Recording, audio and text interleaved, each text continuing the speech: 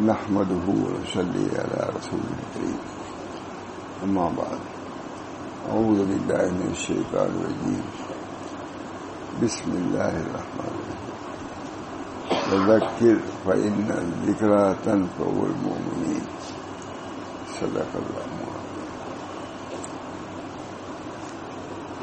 آپ حضرات کو معلوم ہی ہے کہ طویل سفر سے آیا ہوں۔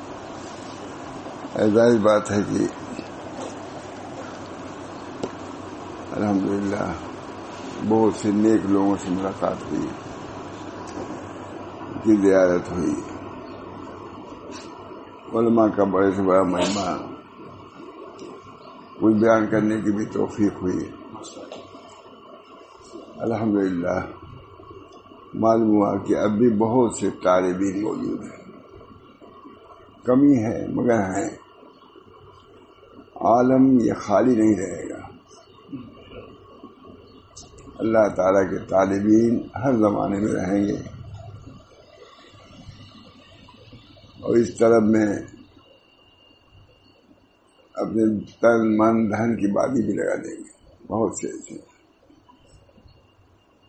ہزاروں آدمی سے ملاقات ہوئی ہوگی، سورت میں بھی، احمد آباد میں بھی، بڑودہ، بہت کثیر تعداد میں لوگ وعد میں شریک ہوئے اور اپنے طلب کا اظہار بھی کیا، تقریروں کو غور سے سنا اور پسند کیا۔ یہ اللہ کی بات۔ اللہ تعالی مزید طلب پیدا فرمائے۔ طلب کا پیدا ہونا بہت ضروری اور بہت بڑی نعمت ہے۔ اخیر میں جو تقریر کیا، اسی میں تقریر کیا، وہاں کے لوگوں کی طلب کو دیکھ کر کے جوگ در جوگ آنے کو عورتیں اور مردوں کو کہ میں تصور بھی نہیں تھا کہ اتنے لوگ بھی وعد میں بیان میں شریک ہوتے ہیں۔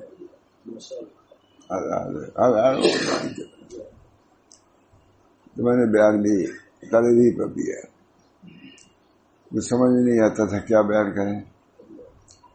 میں نے گر نہ خاص سے داد نہ داد خاص، یہ بہت مشہور مقولہ ہے، حضرت خواجہ محمد معصوم رحمۃ اللہ علیہ کا۔ گر نہ داد خاص، گر نہ خاص سے داد نہ داد خاص، اگر وہ دینا نہ چاہتے تو طلب بھی نہ دیتے۔ اب بھی اللہ تعالیٰ کے طالبین موجود ہیں، اس کی قدر کرنے والے بھی موجود ہیں۔ اللہ رب العزت کی عنایات، ان کے الطاف اب بھی عام ہے۔ جو لوگ چاہتے ہیں اللہ تعالیٰ ان کی رہبری فرماتے ہیں، ان کے لیے طریق کو آسان فرماتے ہیں۔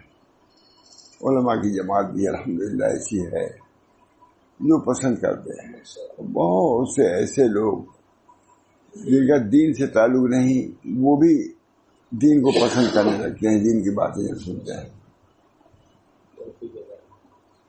تو اس سمجھ میں یہ آیت آئی، وَذَكِّرْ فَإِنَّ الذِّكْرَى تَنفَعُ الْمُؤْمِنِينَ۔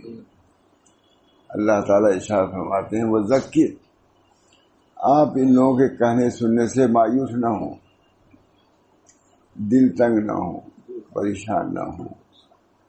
آپ کے احباب موجود ہیں، آپ ان میں تذکیر کام جاری رکھیے، آپ کا کام اتنی ہی ہے۔ کون مانتا ہے کون نہیں مانتا اس کی تو توجہ نہ کیجیے۔ احباب حاضرن بعدا چہ حاجت است، جب احباب موجود ہیں تو تم کو دشمنوں سے کیا تعلق؟ خود حضرت پاک صاحب ابراہیم صاحب تشریف لائے حضرت کی وفات کے بعد، ہم لوگ سے جمع کہا کہ دیکھیے آپ لوگ اپنا کام کیجیے، بہت نصیحت، یہ نہ دیکھیں کہ کتنے لوگ آتے ہیں، یہ دیکھیں کہ آپ کیا کرتے ہیں۔ بہت نصیحت ہے، کتنے آدمی آئے نہ آئے اس کی فکر نہیں ہے، بس آپ کو اصول کے مطابق کام کیجیے۔ معاملہ صاحب نصیحت کی اللہ تعالیٰ کا شکر ہے. طالبین تو ہیں ہی دنیا میں. آپ کام کریں گے آپ سے یہ نہیں پوچھا جائے گا کتنے لوگ آتے تھے, آپ سے یہ پوچھا جائے گا کیا آپ کرتے تھے. اس بنا پر یہ معلوم ہوا کہ واقعی اب بھی طالبین ہیں. اللہ کے بھروسے پر کام کرے, انشاءاللہ عزیز کام ہوگا. کل بھی سنایا تھا میں نے, حضرت تھانی رحمۃ اللہ علیہ نے حضرت ماں عبد الغنی صاحب سے, ماں شاہ رسول اللہ صاحب سے فرمایا. تو کیسے روایت کوئی خاصی سے روایت مجھے معلوم ہوئی تھی شروع میں کہ آپ اخلاص سے کام کریں, آپ اخلاص سے کام کریں, لوگ متوجہ ہوں گے. اس لیے الفاظ پہلے اخلاص سے کام کرنے کی ضرورت ہے, شروع کیجیے اخلاص. اللہ تعالیٰ مجھے بھی توفیق دے. الحمدللہ جانے کے بعد معلوم ہوا کہ اب بھی بہت سے طالب ہیں, اور اس کے بعد اچھے اچھے لوگ, ایسے ایسے لوگ ملے جو شاید ایسے جلسے میں شاید آئے بھی نہیں تھے, ایسے ملے. رات بھر کو ایک ہی رہا کر ہوا. اللہ تعالیٰ اپنے فضل و کرم سے اپنی طرف متوجہ فرمائے. اور اب بھی ہیں ایسے, وذکر فإن الذکر تنفع المؤمنین. آپ تذکیر کا کام کیا کیجیے, ذکر کا نفع مومنین کو پہنچے گا. وذکر فإن الذکر تنفع المؤمنین. آپ تذکیر کیے, مومنین کو نفع ہوگا. نا امید نہ ہوئیے, مومنین آپ کی جانثار ہیں, آپ کی باتوں کو سنیں گے, اثر لیں گے. اس وجہ سے آپ اعداء کی طرف توجہ نہ کیجیے. مخالفین تو مخالفت کریں گے, لیکن اپنے دوستوں کو صحیح دین پہنچاتے رہیے. نبی کو حکم ہو رہا ہے وذکر فإن الذکر تنفع المؤمنین, مومنین کو نفع ہوگا.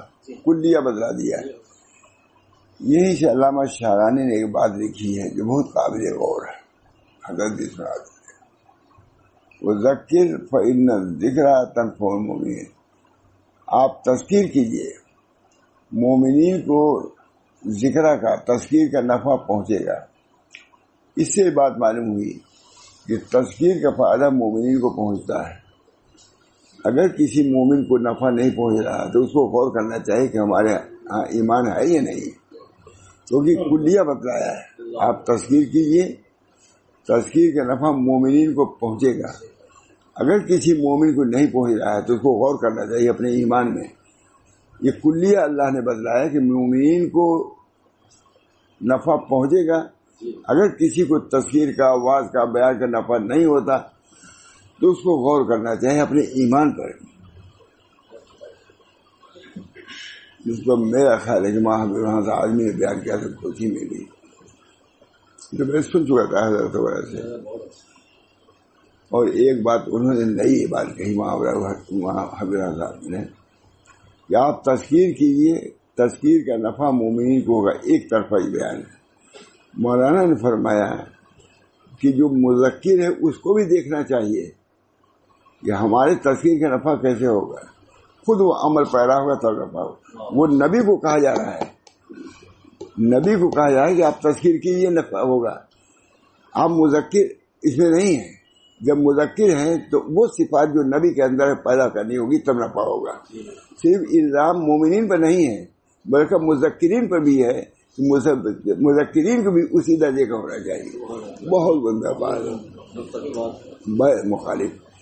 ہم تو ایک طرف تذکیر ہم کر رہے ہیں نفع ہو رہا ہے, نہیں. آپ خود دیکھیے, وہ نبی کو حکم ہو رہا ہے کہ آپ تذکیر کیجئے, تذکیر کا نفع تو اسی شان کا آپ کو بھی ہونا چاہیے. یہ تذکیر کا جو حق ہے اس کو ادا کریں آپ. اللہ ہم سب کو توفیق ہے. بہت بڑی بات. اللہ تعالی ہم سب لوگوں کو, نبی تذکیر ہی کے لیے آتا ہے. ہم لوگ یہی اسی سڑک پر حافظ وزیر صاحب کا مکان ہے, تو بہت تھے وہاں, برابر صاحب بھی تھے, وہاں علی میں سبھی تھے بڑے. وہی اجتماع ہوتا تھا حافظ وزیر صاحب. ایک آدمی امرود بیچنے والا تھا, بار بار کہتا تھا کہ الہ آبادی امرود ہے, الہ آبادی امرود, بار بار. مولانا ابراہیم صاحب نے کہا کہ یہ تذکیر کر رہا ہے کہ آپ الہ آباد میں ہیں, یہاں امرود ملتا ہے, یاد دلا رہا ہے کہ امرود لے لیجیے، یہ الہ آبادی امرود ہے، کہا یہی تذکیر ہے۔ بعد دفعہ نہیں التفات ہوتا ہے، تو وہ امرود والا یاد دلا رہا ہے آپ کی الہ آباد میں ہے یہاں امرود ملتا ہے۔ بس مولانا کا ایک خاص انداز تھا۔ اللہ تعالی ہم سب لوگوں کو صحیح طور سے تذکیر کرنے کی بھی توفیق دے اور اسے اصل لینے کی بھی توفیق دے۔ بہت بڑی بات ہے۔ ایمان ہوگا تو ضرور، اس سے یہ معلوم ہوا کہ الحمدللہ اب بھی ایمان ہے۔ اس تذکیر کو لوگ اچھا سمجھتے ہیں، ازدحام ہوتا ہے۔ جہاں میں گیا تھا ابھی کرکے سر، بہت بڑی جگہ، پورے اس میں لوگ کہتے ہیں کہ آج تک اجتماع ہوا ہی نہیں، آدمی ہزار لوگوں کو خیال ہے کہ آج تک اتنا مدرسہ ہے 40-50 سال، کبھی اتنا بڑا اجتماع نہیں۔ یہ اللہ کی شان ہے۔ اس حقیر کی باتوں کو سننے کے لیے اتنے علماء، اتنے مشائخ، میں اس لائق نہیں، لیکن اللہ تعالیٰ نے توفیق دیا، سب سنتے ہیں۔ اتنے علماء پہنچانے صبح آئے تھے کہ میں کہہ نہیں پورا تیار پڑے، کہتے مولانا آپ جا رہے ہیں، بار بار جا رہے ہیں۔ اللہ تعالیٰ مجھے بھی توفیق دے صحیح طور سے کام کرنے کی، اور اللہ قبول فرمائے۔ یہ تھوڑی سی بات کر دیتا ہوں، دیر بھی ہوتی ہے لوگوں کو۔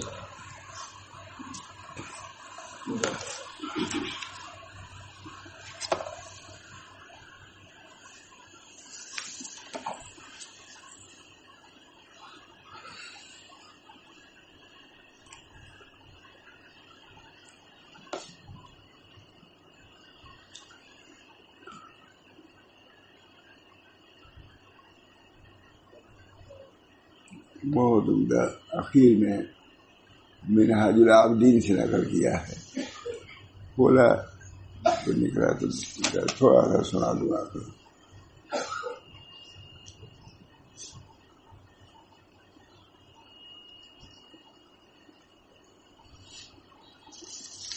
بہت ہی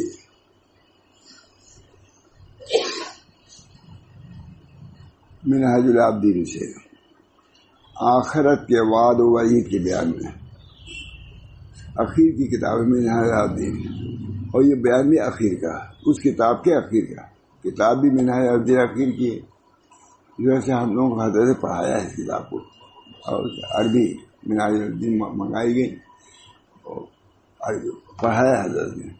اس وجہ سے بہت اہم ہے، تھوڑا سناتا ہوں، دیر ہو رہی ہے۔ آخرت کے وعد و وعید کے بیان میں ہم اس سلسلے میں 5 قسم کے حالات کا ذکر کرتے ہیں۔ امام غزالی فرما رہے ہیں، موت، قبر، موت کا تصور ہوتے ہی ہے۔ حضرت نے ایک حدیث کی، اور آخری حدیث وہ ہے جس پر حضرت کلام کیا ہے، قبر میں سب سے پہلے طہارت کے متعلق سوال ہوگا، یا نہیں ہوگا؟ قبر میں سب سے پہلے، قیامت میں سب سے پہلے نماز کے بارے میں، اور قبر میں سب سے زیادہ طہارت کے بارے میں۔ جہاں سے طہارت کا اتنا اہتمام فرمانے لگے اس حدیث کے بعد کہ دیکھو کوئی ناپاک چیز ہمارے کمرے میں نہ رہے۔ ہانڈی بھی برتن بادر مجبوری ہوتی ہے، نکلوا دیا، پھر کبھی نہیں دیکھا۔ جب اس حدیث کو پڑھا پھر کبھی نہیں دیکھا، عملی طور سے ڈرتے تھے۔ دیکھو حدیث ہے قبر کے متعلق کہ سب سے پہلے قبر میں طہارت کے متعلق سوال ہوگا، تو طہارت کا بہت اہتمام فرمانے لگے تھے اور بہت بیان فرماتے تھے طہارت کا۔ موت، قبر، قیامت، ترتیب سے ہے مطلب۔ موت آئے گی، قبر سے سابقہ ہوگا، تو قیامت آئے گی، پھر جنت اور دوزخ آئے گی، پانچ، فریق فی الجنت، فریق فی السعیر۔ ابراہیم ادھم نے اپنی حکومت چھوڑ دیا تھا، بہت بڑے آدمی تھے. لوگوں نے کہا حضرت آپ سے چھوڑ آئے، چلیے.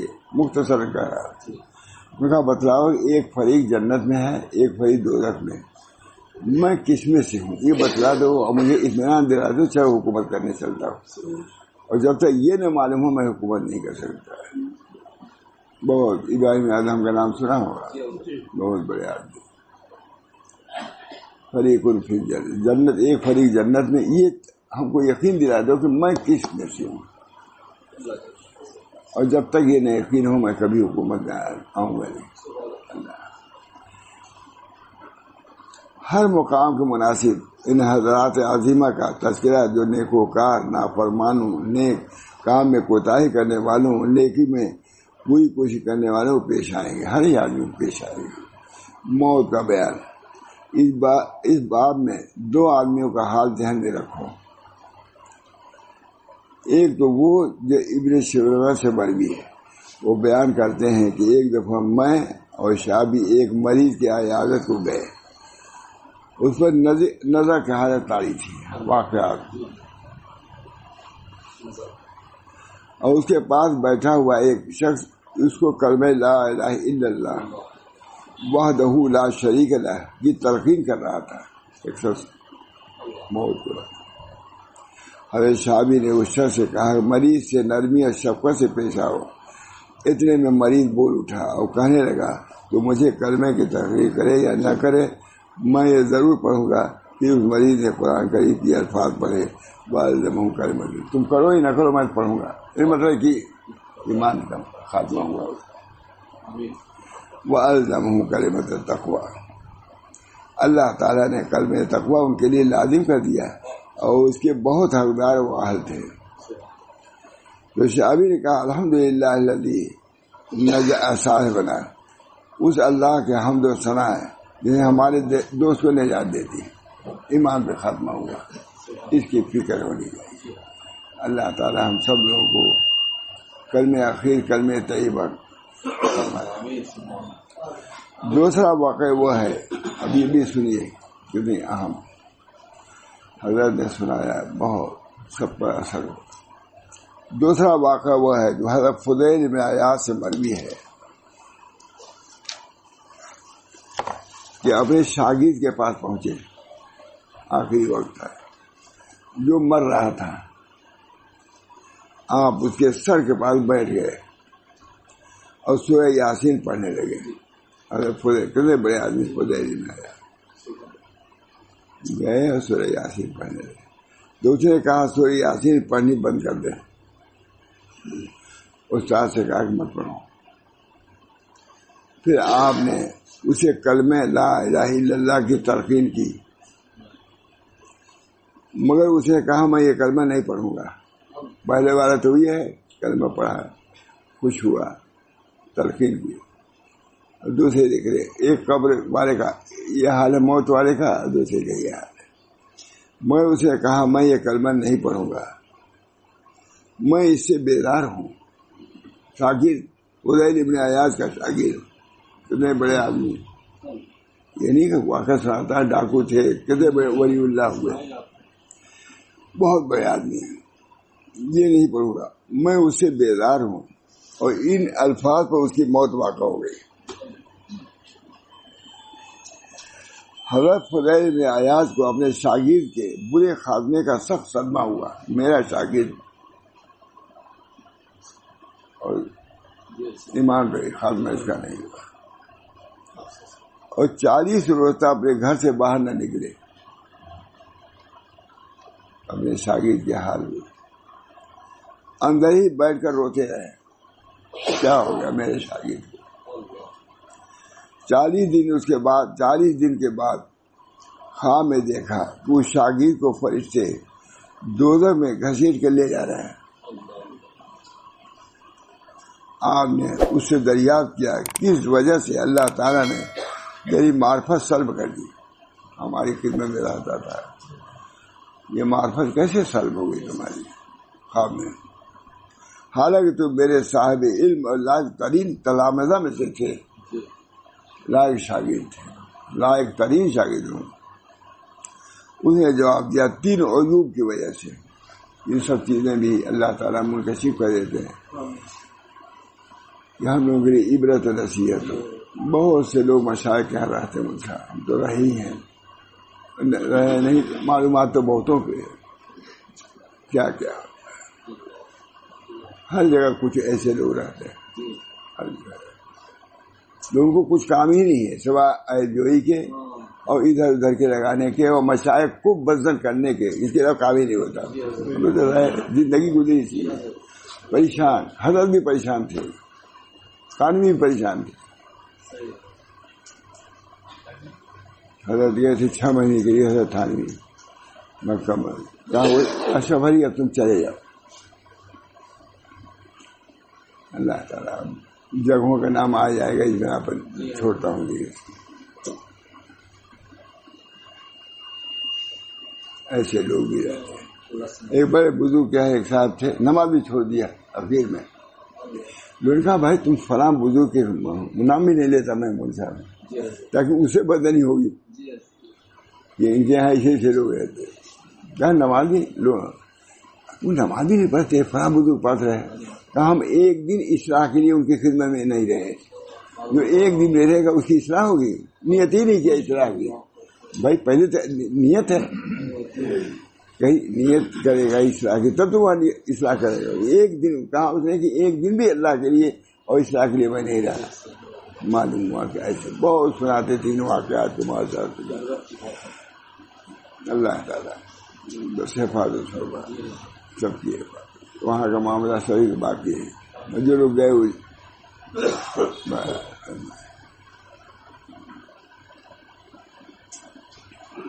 آپ نے اسے دریافت کیا کہ کس وجہ سے اللہ نے تیری معرفت سلب کر دی، حالانکہ تو میرے صاحب علم اور لائق ترین تلامذہ میں سے تھے. تو اس نے جواب دیا 3 عیوب کی وجہ سے.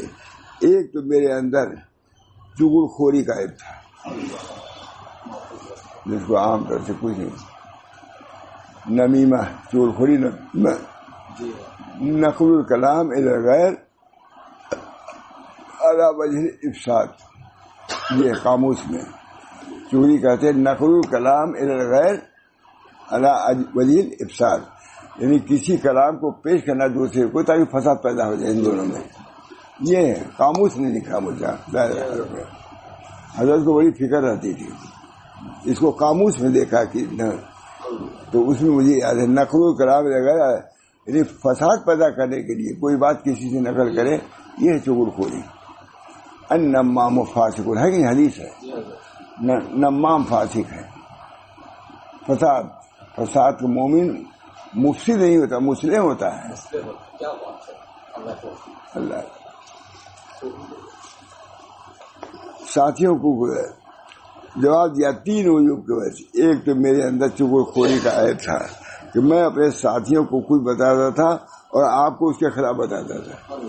ان سے کچھ کہتا تھا، آپ سے کچھ کہتا تھا. بہت. اور دوسرا عیب یہ تھا کہ میں اپنے ساتھیوں سے حسد کرتا تھا. اس کو اگر دیکھا کہ ترقی کر رہا ہے باطن میں، اصلاح کر رہا ہے، اس سے عیب. اگر خلافت اس کو مل گئی تو اور زیادہ اس سے دشمنی. اور تیسرا یہ عیب تھا کہ مجھے ایک بیماری تھی، میں نے اس بیماری کا حکیم سے علاج پوچھا تو اس نے کہا سال میں 1 دفعہ 1 گلاس شراب پی لیا کرو، تب صحت یاب ہوگا، ورنہ یہ بیماری تجھے نہیں چھوڑے گی. تو ہر سال میں 1 گلاس شراب بھی پیتا تھا. چغل خوری کرتا تھا، حسد کرتا تھا. یہ اللہ تعالی ہمیں اپنی ناراضگی سے بچائے، جس کے ہم متحمل نہیں ہو سکتے. جب یہ عیوب ہوں گے تو اللہ کی رحمت مبذول نہیں ہوگی. ان رحمت اللہ قریب من المحسنین. محسن وہی ہیں جو لوگوں کے ساتھ احسان کا. اللہ کے ساتھ بھی احسان کا معاملہ، ان تعبد اللہ کا اللہ کے ساتھ یہ احسان اللہ کے ساتھ، اور لوگوں کے ساتھ اچھا معاملہ کرنا. اللہ تعالی ہمیں اپنی ناراضگی سے بچائے، جس کے ہم متحمل نہیں ہو سکتے. خود لکھ رہے ہیں اللہ تعالی ہمیں اپنی ناراضگی سے بچائے، جس کے ہم متحمل نہیں ہو سکتے. میں نے اس پر لکھ دیا فائدہ۔ معلوم ہوا کہ بڑے سے بڑا بزرگ کے پاس رہنے کے باوجود جب تک آدمی اپنی اصلاح نہیں کرتا تو اس کا خمیازہ بھگتنا ہی پڑتا ہے۔ نیت کرو گے تب رہو۔ آپ بڑے سے بڑے ڈاکٹر کہیں چلے جائیں، علاج ہی نہ کریں یا پرہیز نہ کریں، کیا جواب؟ جیسا کہ خصال بد کی بنا پر حضرت فضیل بن عیاض جیسے بزرگ کے شاگرد خاص کا یہ حال ہوا کہ ایمانی سے ہاتھ دھو بیٹھا، یہ ہمیں پتا نہیں، ٹھیک ہے، یہ متنبع کرنے کے لیے لکھتا۔ پھر اس کے بعد حالات اللہ تعالیٰ ہم سب لوگوں کو اس حال بد سے محفوظ رکھے، اپنی اصلاح کی فکر کہ زندگی ہی میں اصلاح کرنی ہے، مرنے کے بعد موقع نہیں ہے۔ تھوڑی سی توجہ کرے، ہو سکتی ہے۔ لا یکلف اللہ نفسا الا وسعها، اللہ تعالیٰ نے جب اصلاح کو فرض کیا ہے تو اصلاح کا انہوں نے وہ اصلاح کی استعداد بھی دیا کہ اصلاح کر سکتا ہے۔ اللہ تعالیٰ ایسی چیزوں مکلف نہیں کرتا جو ہمارے بس میں نہ ہو۔ معلوم کہ اپنی اصلاح ہمارے بس میں ہے، یہ ہماری کوتاہی کم نہیں کرتے، تو اس کا الزام اللہ پر نہیں آئے گا، آپ پر آئے گا۔ لا یکلف اللہ نفسا الا وسعها لہا ما کسبت وعلیہا ما اکتسبت، جو کرے گا اچھا اس کا نتیجہ دیکھے گا، لہا ما کسبت وعلیہا ما اکتسبت، جو برا کرے گا اس کا نتیجہ دیکھے گا۔ بہرحال مومن کو تو اس چیز کی فکر رہنی ہی چاہیے۔ آج الحمدللہ بہت سے لوگ ایسے ہیں جن کو فکر ہے، اس سے انداز یہ لگا کہ بہتوں کو فکر ہے۔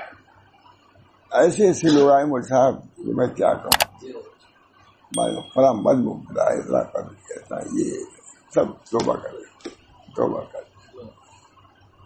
اللہ تعالی ہم سب لوگوں کو توبہ نصوح کی توفیق عطا فرمائے۔ ہر آدمی کو یہ نہیں کہ فلاں ڈاکو تھا فلاں نہیں، سبھی کے لیے ضروریت ہے توبہ، اللہ کی طرف رجوع۔ اللہ رحیم ہے، کریم ہے، رحم کا معاملہ فرمائے گا۔ بہرحال یہ مختصر عرض ہے، مولانا وغیرہ کا مدرسہ ہے، دعا کیجیے اللہ تعالی ہم سب لوگوں کو یہ مختصر باتوں سے بھی عظیم نفع عطا فرمائے کہ اللہ تعالی ربنا لا تزغ قلوبنا بعد إذ هديتنا وهب لنا من لدنك رحمة إنك أنت الوهاب ربنا لا تزغ قلوبنا بعد إذ هديتنا وهب لنا من لدنك رحمة إنك أنت الوهاب۔ اللہ تعالی ہم سب کو اپنے اصلاح کی فکر پیدا فرمائے، اصلاح کی فکر پیدا فرمائے۔ نفس کتنے ہی مزاحم ہو، جب آدمی چاہے گا اصلاح کرنا اللہ اصلاح کی توفیق دے دے گا، اور جب نہیں چاہے گا تو معمولی چیز بھی اصلاح سے گریز کرے گا۔